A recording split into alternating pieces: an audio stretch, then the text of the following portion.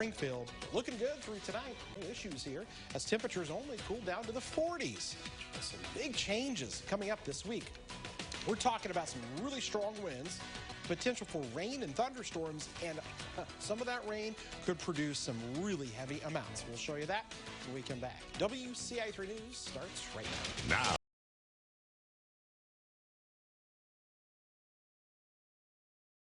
With the man accused as he made his first appearance in court. Plus, two-car crash sends 3 people to the hospital. The latest on their conditions, including that of a 2-year-old. And also tonight, high school spring sports are about to start. Why more people will be able to watch them. You're watching your local news leader. This is WCIA 3 News at 6. Well, I'm not surprised. I figured they would figure that out pretty quickly. The man who police say went on a crime spree in Urbana was in court. He's accused of putting holes in more than 100 tires. Good evening. I'm Paul Cicchini. And I'm Jennifer Roscoe. Dallas Bone was in court today on charges of destruction of property. WCIA 3's Jared Farmer is live outside the Champaign County Courthouse. Jared, you went to those Urbana neighborhoods. What were people saying about this? Jennifer, many victims tell me they're relieved to finally see Urbana police bring someone into custody. And they say while the situation is unfortunate, it is not the end of the world.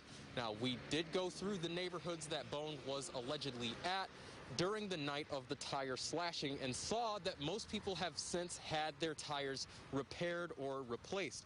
One neighbor I spoke to who got her tires slashed says she's just hoping the victims receive some form of compensation. I mean, it was annoying and it was expensive. Fortunately, we have a little air compressor, so we were able to get by for the day. But yeah, it's not something you want to run into. Now, we've reached out to the state attorney's office to ask why they've only given 7 counts out of the hundreds of cars that were affected. We are still waiting on a response. Bone's preliminary hearing is set to take place in April. Live in Urbana, I'm Jared Farmer, WCIA 3, your local news leader. All right, Jared, thank you so much. Now, some advice police say in order to protect yourself from someone slashing your tires: find a well-lit, secure place to park, put security cameras in front of your house, and install motion sensor lighting. This is an update. Jury selection is set to start tomorrow for a man accused of killing 2 women. Jonathan Perry made his final court appearance before the trial today. He's accused of shooting his girlfriend, 54-year-old Kimberly Coyne, and her daughter, 24-year-old Blair Coyne. The 2 women were found dead in their St. Joseph home last March. If he is convicted, he could face up to life in prison. Here's a follow-up now. State police say a man who was shot by an officer in Chatham remains in the hospital tonight. It happened on East Walnut near Ben's Drive. State police say a Chatham officer was responding to someone with a knife. When they arrived, they found the man outside. They say he was trying to cut his neck, and video from a cruiser shows a person running at the officer with a knife. That's when the officer, identified as Adam Hahn, shot that man. He was taken to the hospital. As we mentioned, Hahn was not hurt. And police are investigating a shooting that left 1 person in Springfield hurt. It happened around noon near Ash and Glenwood. Witnesses told police they saw 2 cars on the road when those shots were fired. The victim was taken to the hospital. He's expected to recover. Now get this, police say he was the victim of another shooting less than 2 weeks ago. A word on any suspect information. Many jury trials went on pause this winter when COVID cases spiked in Illinois, but the need for helping victims has remained a constant. In Decatur, for example, the Macon County Circuit Court has more than 60 jury trial cases to get through this spring. Some of those involve domestic abuse and battery. In certain cases, the victims are minors. We talked with the Child Advocacy Centers of Illinois about helping children and the non-offending parents with those possible delays. In order for kids to do better, their non-offending caregivers need to be doing better. So we're just continuing to give them support, whether it be frustration over a delayed hearing or whether it be them not being able to provide transportation to their kids to get back and forth to appointments. Jury cases in Macon County resumed back in February and last week in Champaign County. State police say 3 people, including a 2-year-old, were sent to the hospital after a car crash. It happened at the intersection of South Barker and Old Church Road in Champaign County today. Police say a man in a pickup truck blew through a stop sign with the child inside. They hit a woman in another car. The man and child went to the hospital. They're expected to be okay. Police gave him a ticket. The woman was airlifted with several broken bones. The crash also knocked down a power pole. State lawmakers are responding to our Target 3 investigation. We showed you video evidence last fall of methane leaking from an underground natural gas storage field in LaSalle County. Capitol Bureau Chief Mark Maxwell is live in Springfield. So, Mark, state lawmakers overwhelmingly approved a measure to crack down on these leaking gas fields. Paul, it was overwhelming support, nearly unanimous. Democrats and Republicans agreeing to approve a bill in the House Energy and Environment Committee, just this afternoon.